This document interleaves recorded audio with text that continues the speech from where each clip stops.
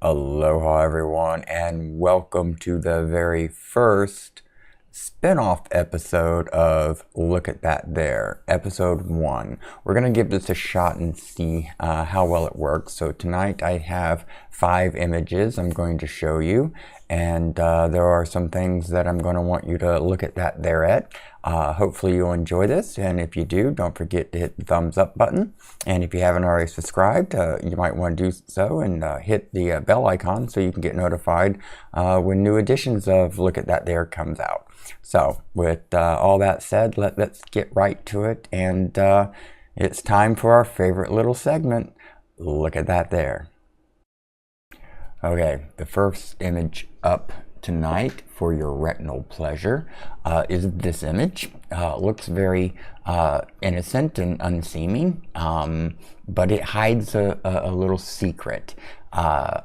However, this is a two-parter image. I have a second image, which I'll show you now, which is this image.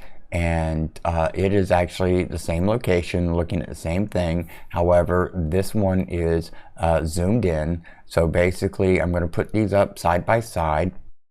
And the one on the left is the one unzoomed. The one on the right is the one zoomed.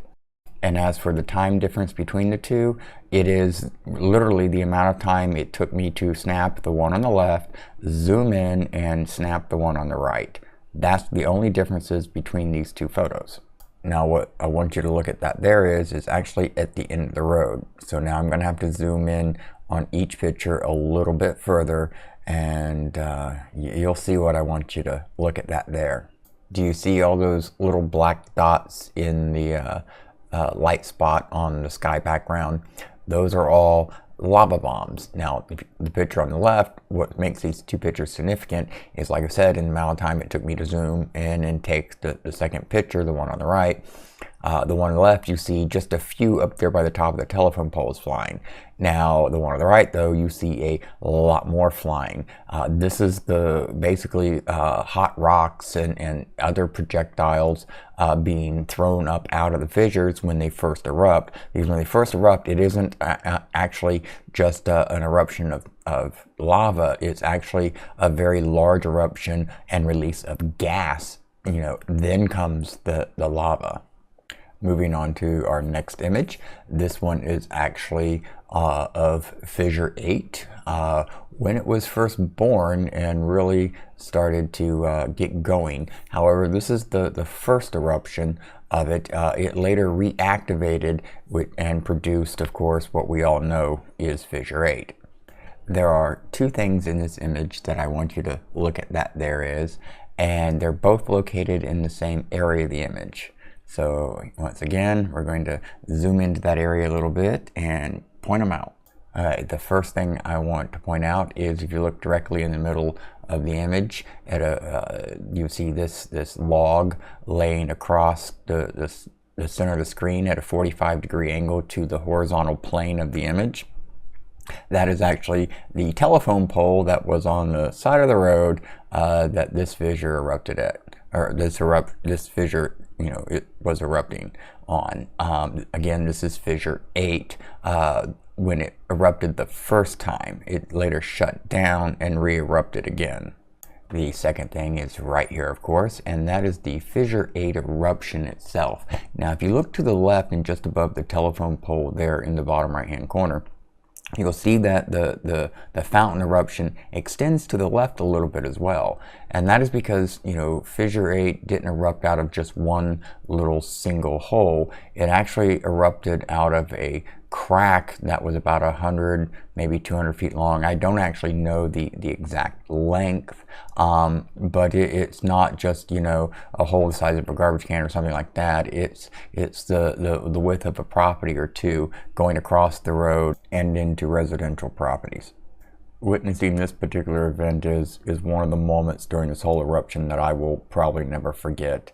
My mind was just blown. This fourth image is actually taken at the same time as the last one. However, what we're looking at here is the left side of the road of the first eruption of Fissure 8. If you look across the the background behind the trees, all that red and smoke, well, is just that smoke. It's not clouds. It's the steam and the sulfur and the burning wood and everything else coming off of the eruption. But it shows how long the crack is that was actually erupting. Now, the next thing I want you to take a look at that there is actually in this image is something in the trees. See these little spots of light? These aren't stars. These are actually little fires up in the canopies of the trees. I'm not sure exactly what is burning, but I would think that it's some type of air plant or moss or something that was already kind of dry by nature, and when exposed to the heat from this eruption, because it's hot up there. I mean, it was hot standing where I was standing taking the photos. So I can only surmise that whatever it is, it has a lower ignition point than all the surrounding, which is kind of interesting. And there's all kinds of little dots up in here. Now, to finish off this particular image, there on the right hand middle side of the image, we see the telephone pole, and here we get to see what it was propped up against when it fell over, and it is a group of trees right there in the center of the screen. It was really amazing to be able to actually witness this with my own eyes. And here we are, the fifth and final image for this episode of Look at That There. Again, I hope y'all have enjoyed this, and if so, don't forget to hit that like button.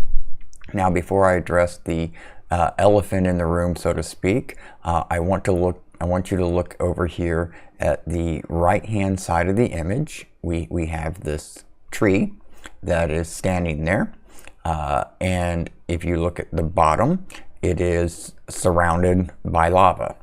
You would ask yourself the question, well, why didn't that tree burn up and fall over? And the answer is really simple. Well, actually, I guess it's not simple. Something I wouldn't have guessed at. But when the lava hits some trees and vegetation, you got to remember that these trees are wet and full of water, and this area that the eruption occurred in was a very wet area anyways. We get like 100+ inches of rain a year already, so all the wood and trees is very wet.